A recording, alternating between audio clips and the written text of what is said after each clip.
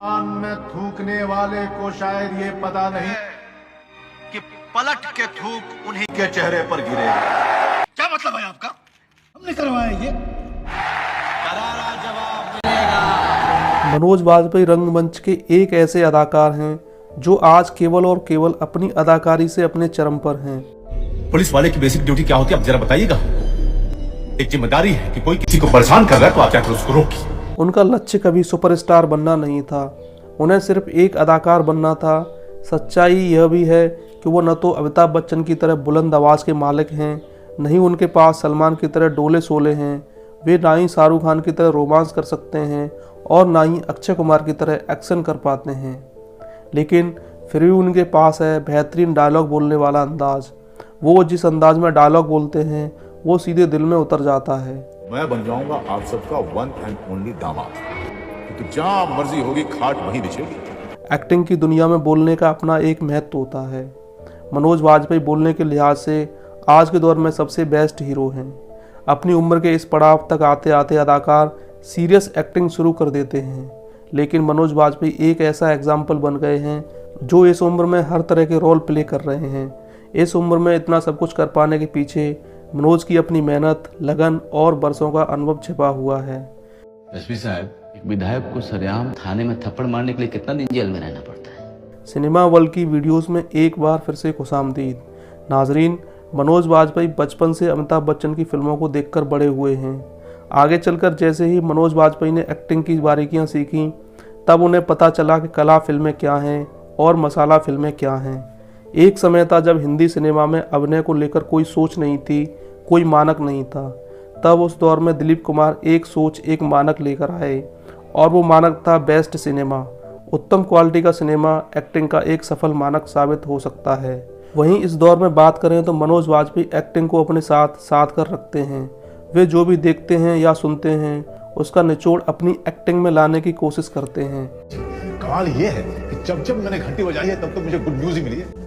आपने तो मेरी होने वाली को ढूंढ निकाला।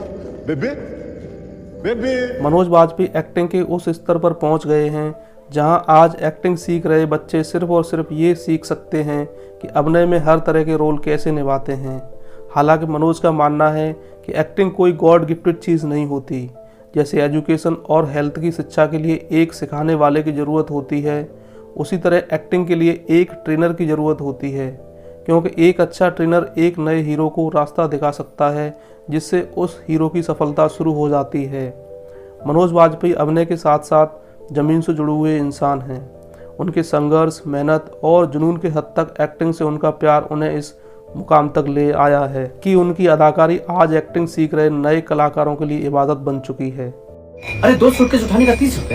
अरे क्या चिक करता है भाई? बोला ना ये रेट लगता है यहाँ। अरे 2 सूटकेस का कैसे 30 रुपए हो सकता है? अरे यार बहस मत कीजिए, 30 रुपए निकालिए यार। मनोज वाजपेयी 23 अप्रैल 1969 को नरकटियागंज, बिहार में पैदा हुए थे। मनोज का नाम भी हिंदी सिनेमा के प्रसिद्ध हीरो मनोज कुमार के नाम पर ही रखा गया था। बचपन से एक्टर बनने की चाह, फिर गांव से पटना और पटना से नेशनल स्कूल ऑफ ड्रामा, फिर नेशनल स्कूल ऑफ ड्रामा से विश्व स्तर पर पहचान बनाना उनके लिए हीरो के रूप में आसान नहीं था। मनोज कहते हैं कि शुरुआत में हिंदी भाषी बच्चों को पहले साबित करना होता है कि हम औरों की तरह ही बहुमुखी हैं, और देखा जाए तो भाषा प्रतिभा का कोई पैरामीटर नहीं होती। खासकर मनोज वाजपेयी जैसे गांव के होनहार छात्रों की संघर्षों की पराकाष्ठा होती है, जिसमें छिपा होता है सिर्फ और सिर्फ कड़ा संघर्ष। बात यह है कि हमारा ब्याह होने वाला था और कोई वाहियात सा आदमी आपकी होने वाली बहू को उठा के ले। मनोज के संघर्ष के दिनों में लोग उनको देखकर ही उनकी प्रतिभा का आकलन करते थे। उनकी फोटो और रिज्यूम जैसी चीज़ें लोग उनके पीठ फेरते ही कचरे के डिब्बे में डाल देते थे। कभी कोई उनकी फेवर नहीं करता था, लेकिन आज अपनी मेहनत से मुकाम पर पहुंचने के बाद मनोज वाजपेयी फेमस निर्देशकों की जगह नए निर्देशकों के साथ काम करना पसंद करते हैं, क्योंकि उन्हें लगता है कि नए लोगों को मौका देना ज़रूरी है। क्योंकि सिनेमा भी समय के साथ बदलता है, तभी उसमें हर प्रकार की विविधता आती है। इस तरह की सोच उस व्यक्ति की हो सकती है जिसने अपनी ज़िंदगी में कठिन परिश्रम किया हो। मनोज वाजपेयी आज के दौर में काफ़ी सपोर्टिव इंसान हैं। साथ ही साथ वे नए नए अदाकारों के साथ काम करते हैं। उनका कहना है कि हमें बदलते हुए सिनेमा के साथ खुद पर प्रयोग करते रहना चाहिए। अगर हम खुद पर प्रयोग करते रहेंगे, नए दौर के साथ चलेंगे, नए समय के साथ चलेंगे, तो हम सिनेमा को बहुत कुछ दे पाएंगे। मनोज अपनी शख्सियत के बारे में कहते हैं मैं जब थिएटर करता था तो मुझे काफ़ी मशक्क़त करनी पड़ती थी, खासकर किसी पुस्तक को ढूंढने में, लेकिन आज सब कुछ बच्चों के हाथों में है। आज जब मेरे गांव का कोई लड़का एक्टिंग का सपना देखता है तो वो उसे आसानी से पूरा कर सकता है, लेकिन मेरे साथ हुआ वो नॉर्मल चीज़ नहीं थी। अगर मैं सफल होने से पहले अपने घर के बाहर जाकर हाथ हिलाता तो लोग कहते इसे क्या हुआ, यह पागल हो गया है क्या। लेकिन फिल्मों के बाद अब सफल होकर मैं लोगों के बीच बैठता हूँ तो लोग मेरी तारीफ करते हैं।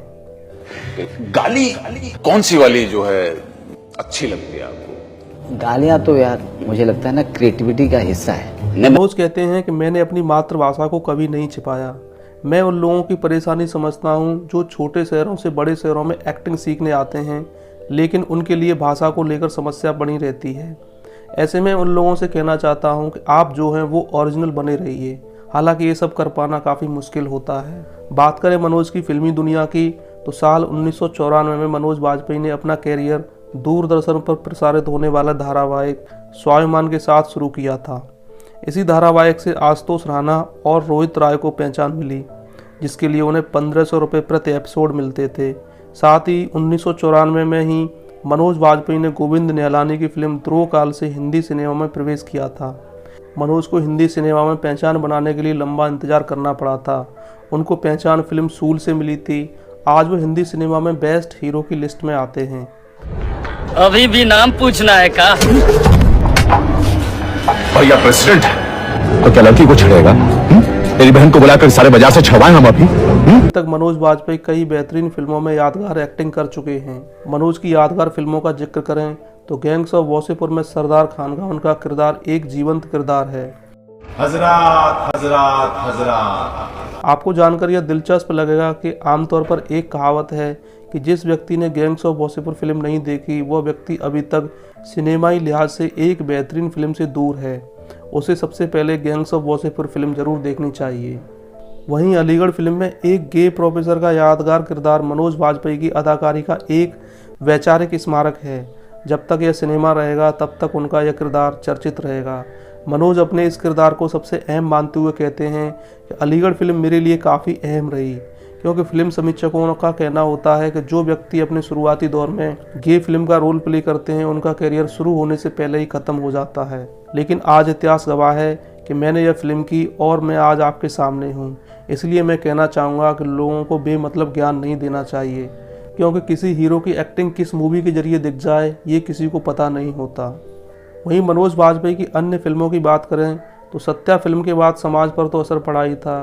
खासकर हिंदी सिनेमा में ऐसी फिल्मी कहानियों की बाढ़ आ गई थी जिसमें गैंगस्टर और गैंगवार दिखाया गया हो। हाँ? बस क्या करिए, इतने दिन के बाद जेल से छूटकर आए। मेहरबानी नहीं किया है तूने मेरे पे। आमतौर पर सिनेमा समय समय पर अपना स्वरूप बदलता है। फिल्मों में तकनीकी बदलाव तो होते ही हैं, लेकिन सिनेमा अपने समय समय पर नायकों को ढूंढ लेता है। सिनेमा ने मनोज वाजपेयी को सत्या के बाद ढूंढ लिया था, लेकिन देखा जाए तो आमतौर पर सूल फिल्म से मनोज की पहचान बनी थी, लेकिन उनका सिक्का चला था सत्या मूवी से। बदलते हुए समय के साथ मनोज हिंदी सिनेमा में अदाकारी के नए नए अध्याय लिखते चले गए। आज भी अपार सफलता के बाद मनोज वाजपेयी में बोलने की कला अपने स्वभाव पर जा पहुंची है। बौखला गए हैं, खलबली मच गई है, बदहवासी छाई है। आमतौर पर ऐसे कलाकार अपनी जिंदगी के नज़रिए एवं महसूस करने के प्रतिफल होते हैं। गांव को कभी न भूल पाना, जिस मिट्टी में मनोज पैदा हुए हैं उसकी महक हमेशा अपने पास महकना, ये सिद्ध करता है कि वो कितने ज़मीन से जुड़े हुए इंसान हैं। मनोज आज भी ज़मीन से जुड़े हुए इंसानों की काफ़ी कद्र करते हैं। मनोज वाजपेयी ने नाट्य विद्यालय के समय कहा था कि मैं सुपरस्टार नहीं अदाकार बनना चाहता हूँ। मनोज वाजपेयी अपने ख्वाबों के मुताबिक एक नायाब अदाकार बन चुके हैं। अरे भाइयों, राष्ट्रवादी की जड़ें इतनी कमजोर नहीं हैं कि इन हादसों से हिल जाए। मनोज वाजपेयी सिनेमा में अदाकारी के लिहाज से एक दिन सर्वोत्तम मुकाम पर होंगे, लेकिन अभी उनका स्वर्णिम दौर जारी है। जिनका अभिनय आज के दौर में सीख रहे बच्चों के लिए सिलेबस है। वहीं किसी भी क्षेत्र में अपना मुकाम हासिल करने के लिए हर किसी को मनोज वाजपेयी से प्रेरणा लेनी चाहिए। रंगमंच एवं अदाकारी के ऐसे नायाब फनकार को सिनेमा वर्ल्ड का सलाम। तो नाजरीन, इस वीडियो में आपने जाना मनोज वाजपेयी की उस एक्टिंग के बारे में जिसके बल पर उन्होंने बॉलीवुड में अपना मुकाम बनाया है। आई होप आपको ये वीडियो पसंद आई होगी।